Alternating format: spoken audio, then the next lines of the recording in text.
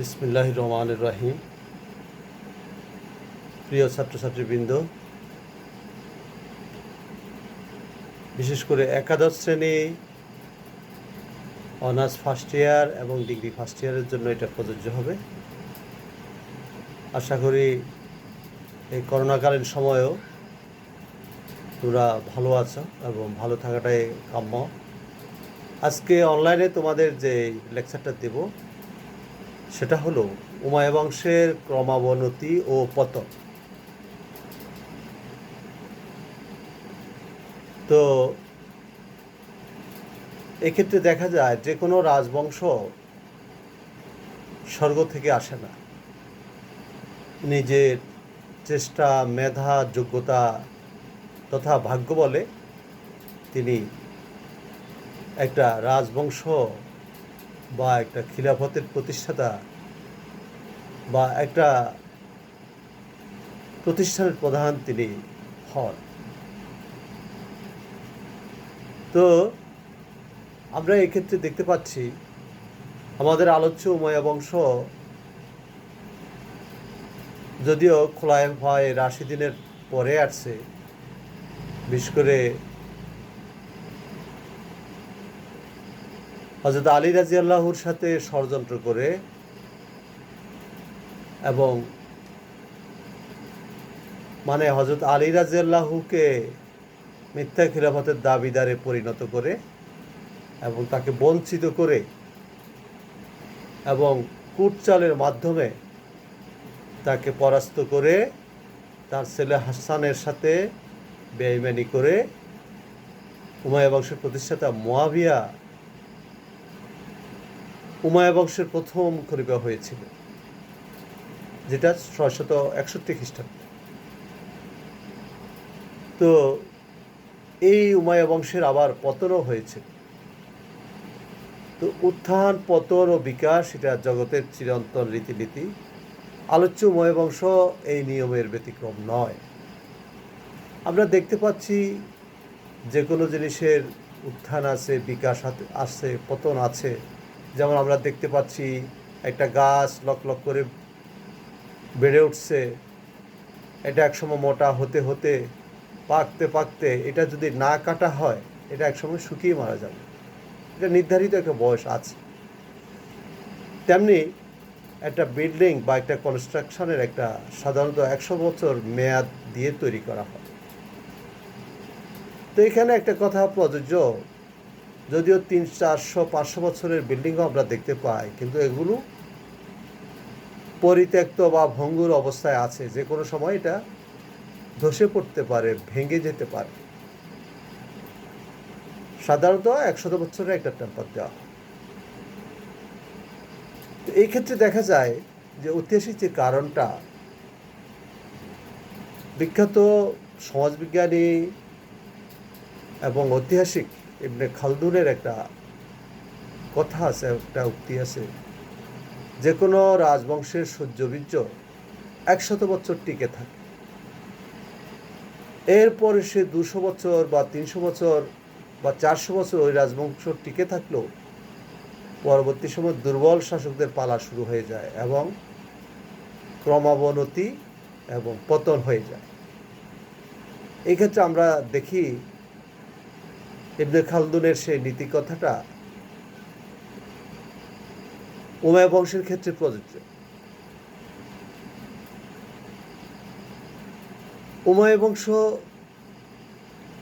Umayya বংশের প্রতিষ্ঠাতা মুয়াবিয়া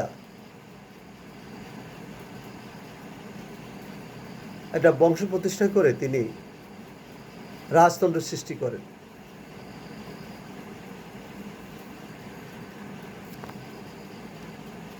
যেটার পয়েন্ট হলো রাজতন্ত্রের ফল। উমাইয়া বংশের প্রতিষ্ঠাতা মুয়াবিয়া উমাইয়া খিলাফত প্রতিষ্ঠা করে তিনি রাজতন্ত্র প্রতিষ্ঠা করেন।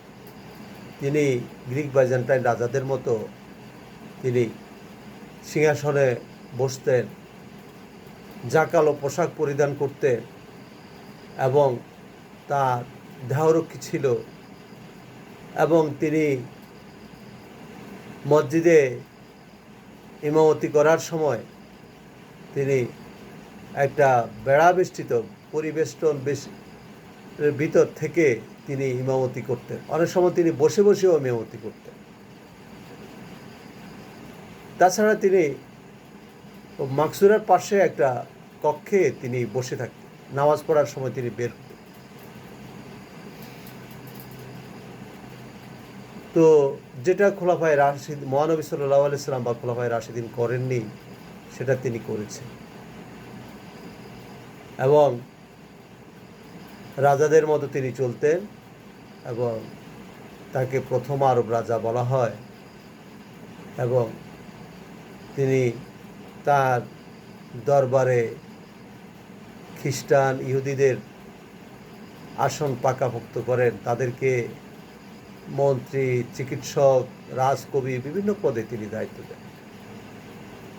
তো সাধারণ মুসলমানগণ,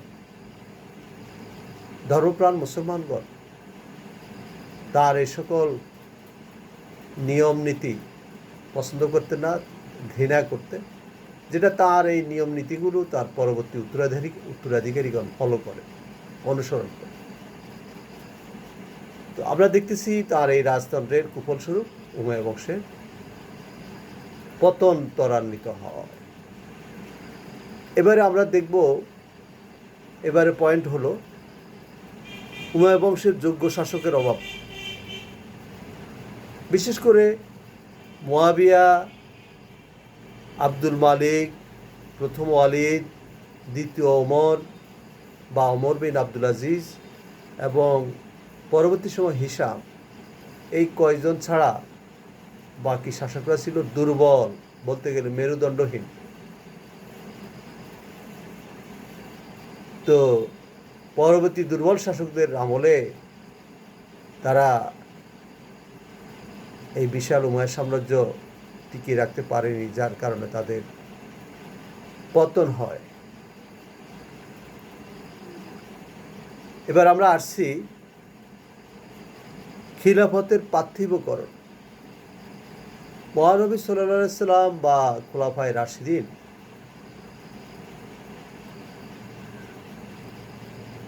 ইসলামের অনুশাসনের ভিত্তিতে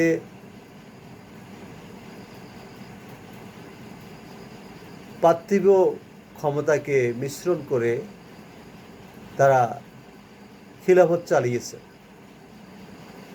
এবং সেই খিলাফতের মালিক বা সার্বভৌম ছিলেন আল্লাহ, এবং তারা নিজকে জনগণের সেবক বা খাদেম, হযরত ওমর রাদিয়াল্লাহু আমিরুল মুমিনিন উপাধি গ্রহণ করেছে। কিন্তু এক্ষেত্রে দেখা যায় উমাইয়ারা সেটা করে, তারা এটাকে পুরো পার্থিবকরণ বা দুনিয়াবীকরণ করেছে, তাদের ইচ্ছামতো দেশকে চালিয়েছে। খোলাফায়ে রাশিদিনের সেই নিয়ম নীতিগুলো তারা মানেননি, তোয়াক্কা করেননি। এই জন্য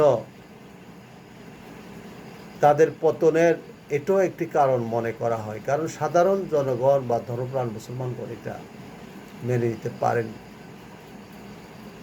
এবার আসবো আমরা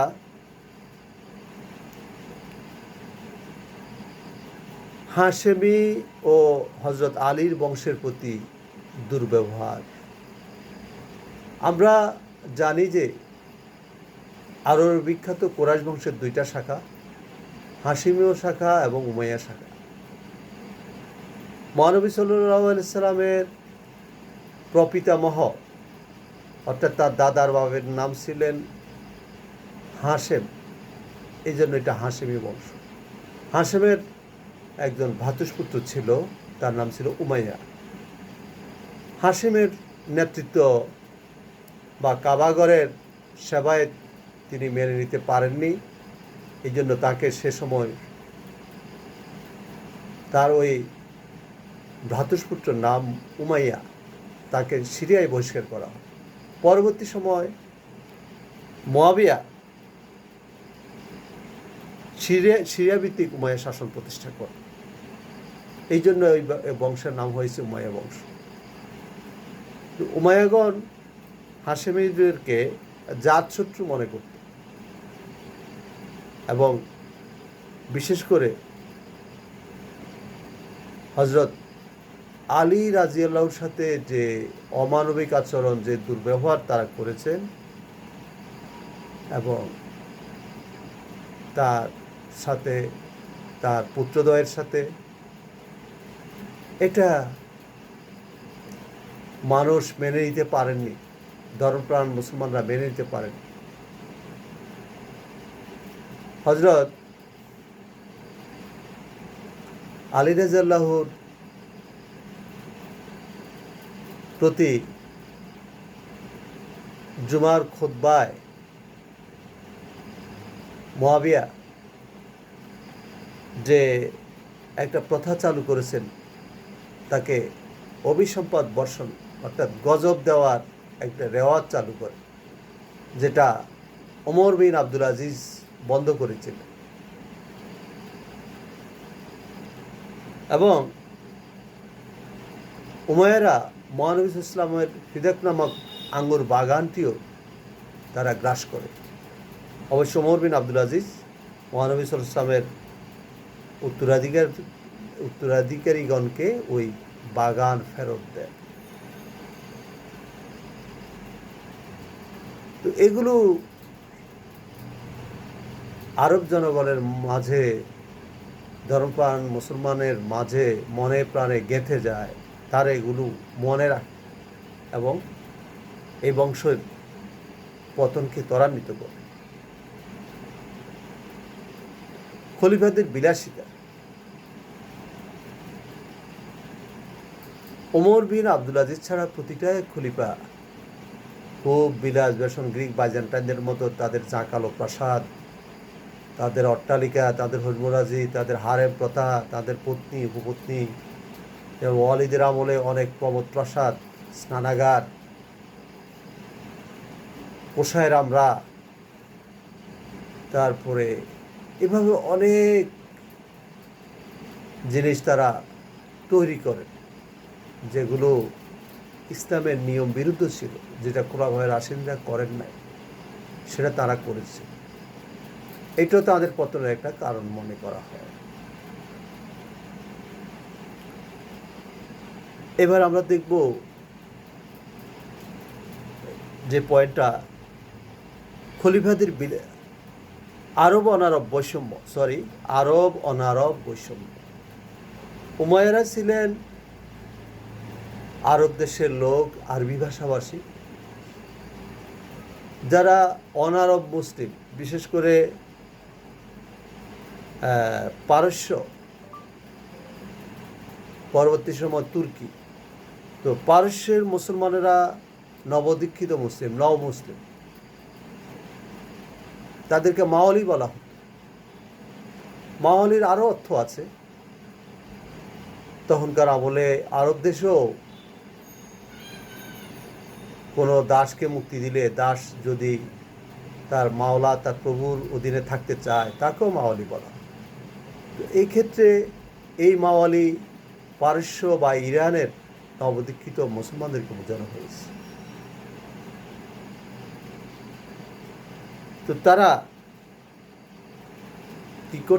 কি করছিল? তারা মহানবী সাল্লাল্লাহু আলাইহি ওয়াসাল্লাম আরবি ভাষাভাষী লোক, তারা প্রথম মুসলমান হয়েছে, তাদের মাঝে এরকম একটা অহংকার, একটা অহমিকা ছিল, এবং তারা অনারব সৈন্যদেরকে দ্বিতীয় শ্রেণীর নাগরিক মনে করত। তাদের সুযোগ সুবিধা কম ছিল। আরব মুসলমান সৈনিকগণ অশ্বারোহী ছিল, ওরা পদব্রজে যুদ্ধ করত এবং তাদের বেতন ভাতা বাকি সহজে দিত না। তো যে কোনো কারণে তাদের উপর অত্যাচার নেমে আসত। এই সকল কারণে দেখা গেছে পরবর্তী সময় মাওয়ালিরা উমাইয়াদের বিরোধিতা করে এবং আব্বাসীদের পতন ঘটায়।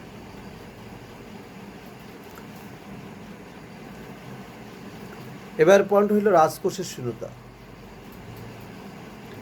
উমাইয়ারা প্রাসাদ, অট্টালিকা এবং বিশাল একটা খিলাফত বা একটা সাম্রাজ্য পরিচালনা করতে গিয়ে এবং তাদের বিলাস বেশনের কারণে তাদের রাজকোষ শূন্য হয়ে যায়। এই জন্য দেখা গেছে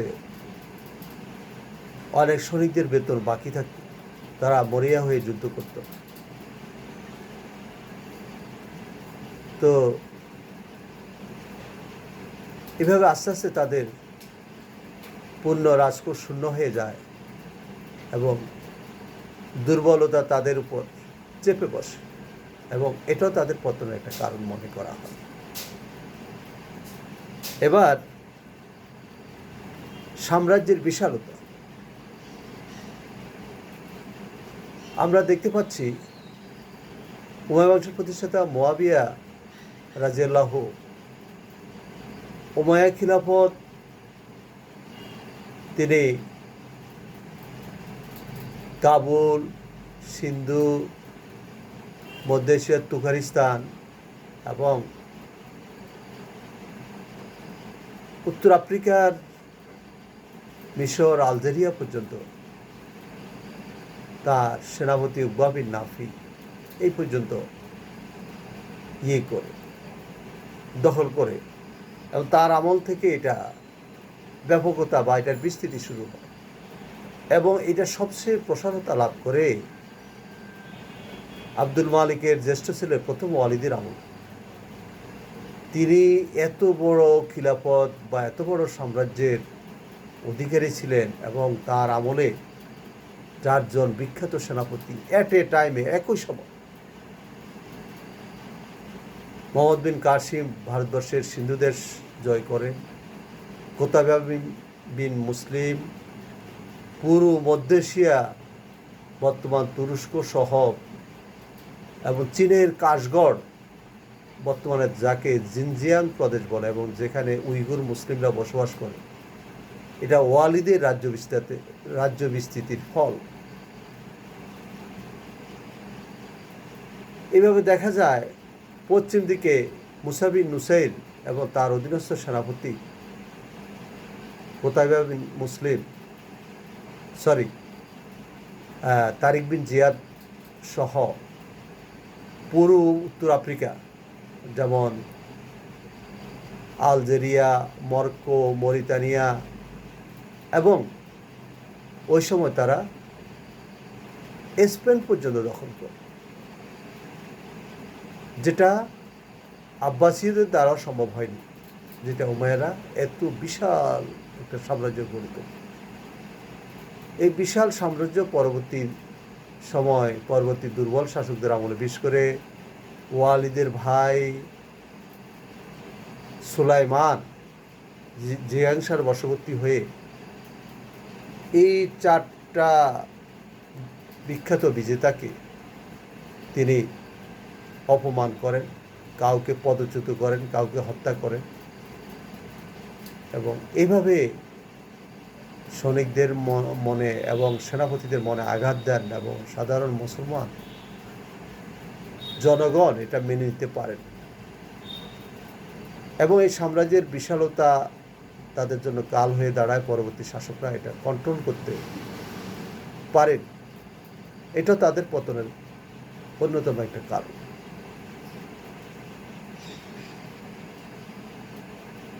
এবার আমরা আসব সুষ্ঠু উত্তরাধিকারী নীতির অভাব। উমাইয়া বংশের প্রতিষ্ঠাতা মুয়াবিয়া তিনি তার প্রতিশ্রুত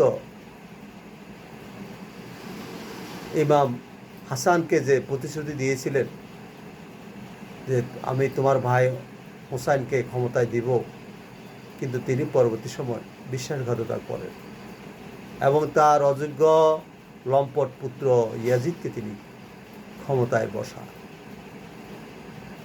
এই যে একটা দুর্বল উত্তরাধিকারী, তিনি মাত্র 3 বছর ক্ষমতায় থেকে মক্কা মদিনা অগ্নিসংযোগ করে এবং ইমাম হোসেনকে হত্যা করে এটা তার ত্রাসের রাজত্ব সৃষ্টি করে তিনি মারা যান।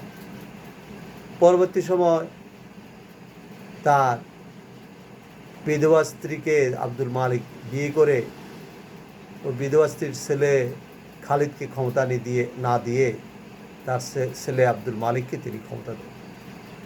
আব্দুল মালিক অবশ্য তার 4টার যোগ্য ছেলেকে পরপর উত্তরাধিকারী করে যান এবং তার দ্বিতীয় ছেলে সুলাইমান ভিন্ন প্রকৃতির ছিলেন এবং সুলাইমান এই 4জন মুসলিম বিজেতাকে তিনি অপমান করেন, অপদস্থ করেন, কাউকে হত্যা করেন, বন্দী করেন। সুলাইমান নিজের কোনো সন্তানকে বা নিজের ইয়েকে তিনি উত্তরাধিকারী নিয়োগ না করে তাঁর চাচাতো ভাই এবং ভগ্নিপতি ওমর বিন আব্দুল আজিজকে তিনি পরবর্তী খলিফা মনোনীত করে যান। ওমর বিন আব্দুল আজিজ একজন সুদক্ষ, ভালো এবং পুণ্যবান ব্যক্তি ছিলেন, যার কারণে তাকে দ্বিতীয় ওমর বলা হয় বা উমাইয়া সাধু বলা হয়। তার ব্যাপারটা ব্যতিক্রম। এরপরে পরবর্তী আরও অন্যান্য শাসকরাও তারা তাদের অযোগ্য সন্তানকে তারা উত্তরাধিকারী করে, যার কারণে উমাইয়া বংশের পতন ত্বরান্বিত হয়। এবার আমরা আসছি হিমারীয় মুদারীয় দ্বন্দ্ব।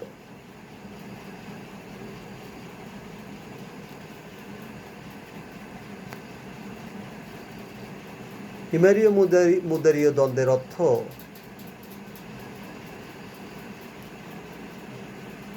দক্ষিণ আরবের অধিবাসীদেরকে হিমারীয় বলা হয়, হাম থেকে হেমেটিক বা হিমারীয়।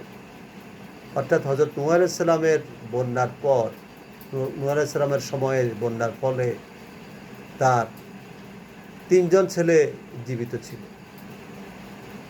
সাম, হাম, ইয়াফেস। সাম থেকে সেমেটিক বা আরবগণ, সৌদি আরব সহ উত্তর এবং উত্তর পূর্ব দিকের আরবগণ।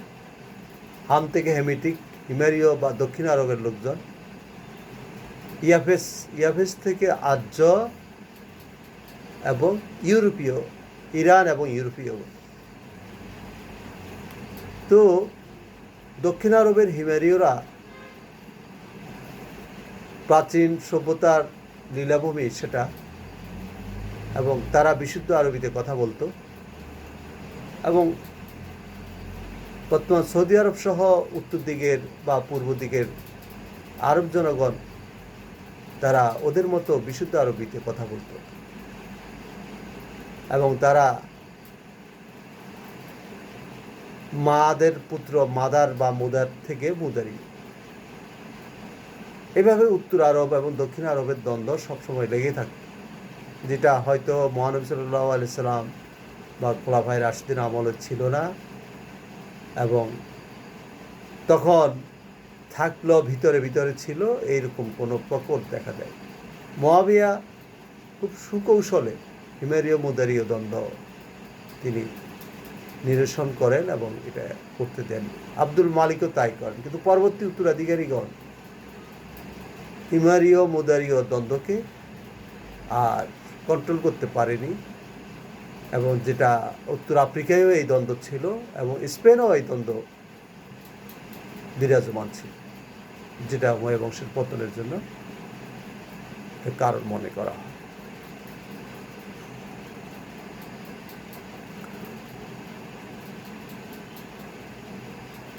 মন্ত্রীদের অকর্মণ্যতা। উমাইয়া আমলে বেশ কিছু অকর্মণ্য মন্ত্রী ছিল,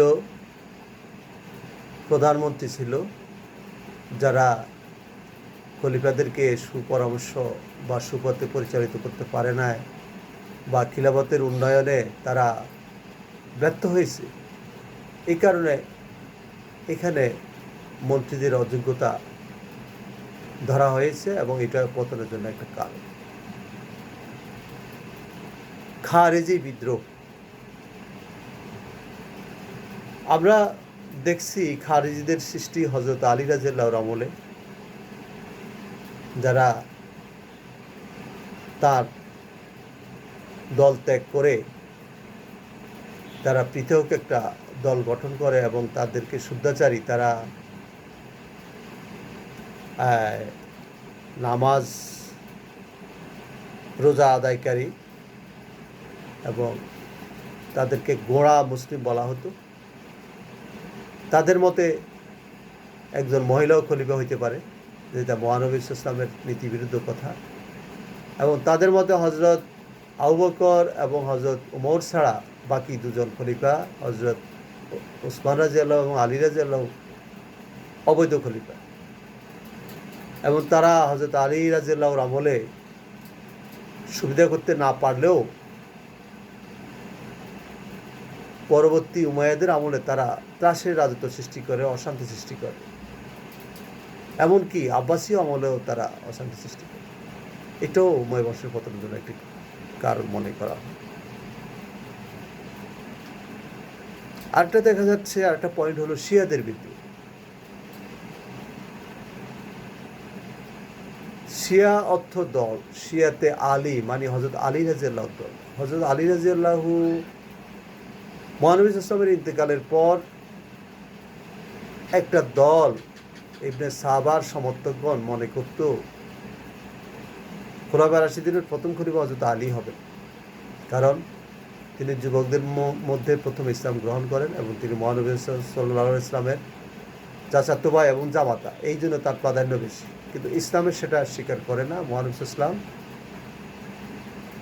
যাকে দিয়ে ইমামতি করিয়েছেন এবং যিনি ছায়ার মধ্যে তাকে অনুসরণ করেছেন এবং ইসলামের স্বার্থে তিনি তার সব কিছু ত্যাগ করেছেন এবং বয়োজ্যেষ্ঠ হযরত আবু বকরকে খোলাফায়ে রাশিদিনের নির্বাচন প্রথম খলিফা করা। কিন্তু এই মতামত বা এই দর্শন তো একেবারে ধ্বংস হয়ে যায়নি, ভিতরে ভিতরে ধুমায়িত ছিল। ইয়াজিদের আমলে যখন কারবালার প্রান্তরে ইমাম হোসেনকে নির্মমভাবে হত্যা করা হয়, তখন মুক্তারে সাকাফি নামক এক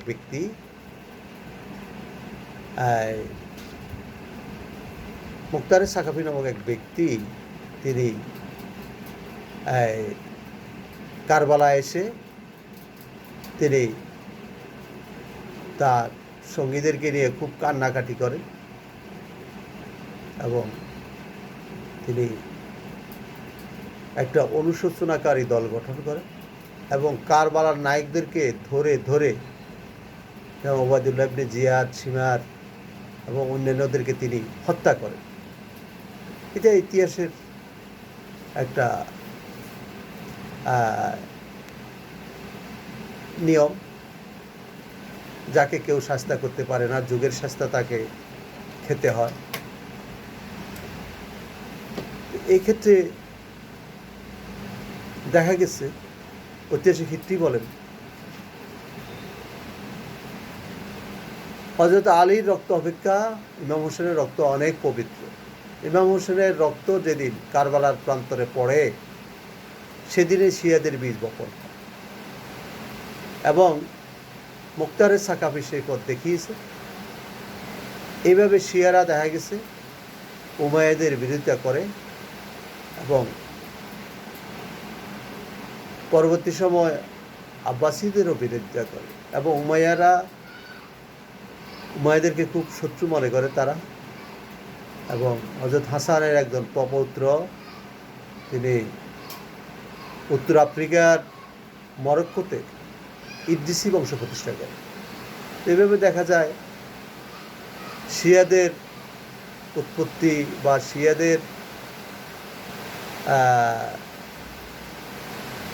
অসন্তোষ, এটা উমাইয়া বংশের পতনের জন্য একটি কারণ মনে করা হয়।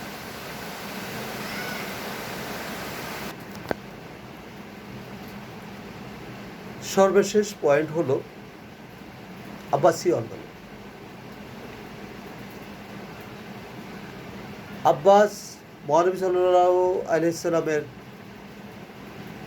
চাচার নাম ছিল আল আব্বাস, তার ছেলে আব্দুল্লাহ ইবনে আব্বাস। আবদুল্লাহ ইবনে আব্বাসের বংশধররাই আব্বাসী, এবং ওই বংশের ইব্রাহিম ইবনে মোহাম্মদ আলী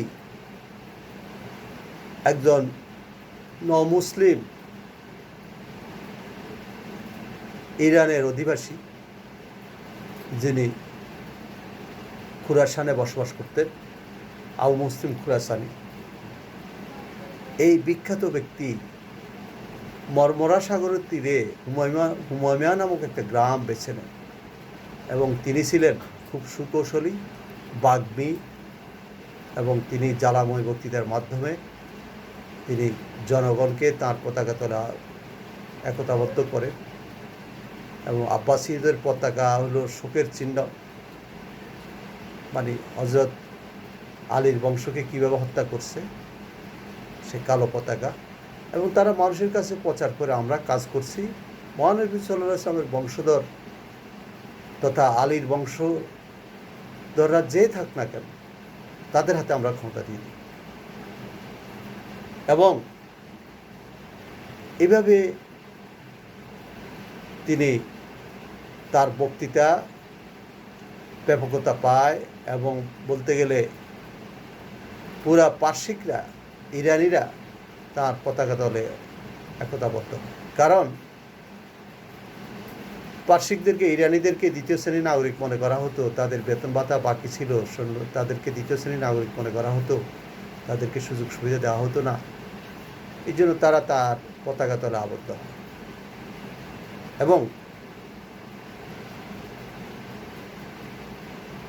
এর ভিতরে ইব্রাহিম ইবনে আলী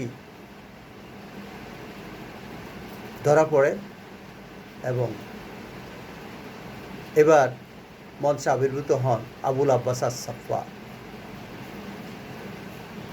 649 খ্রিস্টাব্দে তারা কালো পোশাক পরে কুফার মসজিদে আবুল আব্বাস আস-সাফাকে খলিফা ঘোষণা করে।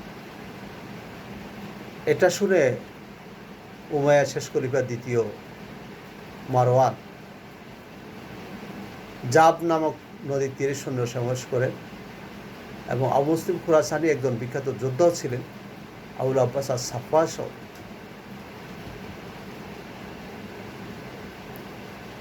তুমুল যুদ্ধে দ্বিতীয় ইয়াজিদকে পরাজিত এবং নিহত করেন, এবং দ্বিতীয় ইয়াজিদ পরাজিত এবং নিহত হওয়ার কথা ছিল না, তার এত রাজকীয় সৈন্য ছিল, কিন্তু সৈন্যরা প্রাণপণে যুদ্ধ করেন নাই, তারা লোক দেখানো ভাবে যুদ্ধ করেছে। তো এইভাবে উমাইয়াদের পতন হয়। একদিন যে তরবারির জোরে হযরত আলীর বংশকে তারা নিপাত করে অন্যায়ভাবে ক্ষমতা এসেছিল, এখন আবার আব্বাসীয় তরবারির জোরে 750 খ্রিস্টাব্দে তাদের পতন হয়। মাত্র 90 বছর তারা খিলাফতে অধিষ্ঠিত ছিল। তো এই ছিল উমাইয়া বংশের ক্রমাবনতি এবং পতন।